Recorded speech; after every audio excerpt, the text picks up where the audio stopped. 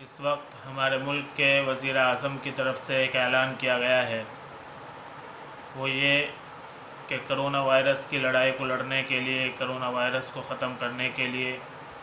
5 April کو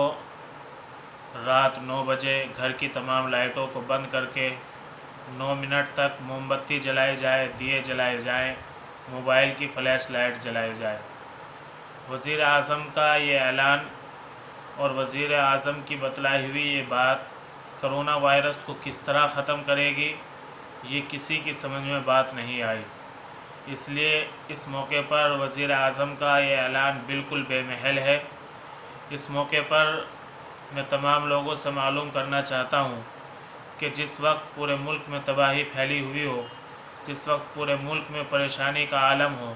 جس وقت ملک میں لوگ بھوک کی وجہ سے بلک رہے ہوں، جس وقت مزدور لوگ کھانا نہ ملنے کی وجہ سے خودکشی کرنے کے اوپر مجبور ہو رہے ہوں، اس موقع پر دیوالی منائی جائے گی، اس موقع پر لائٹیں جلائی جائیں گی، اس موقع پر دیے جلائے جائیں گے، یہ سمجھ میں آنے والی بات نہیں ہے۔ اور جس آدمی کے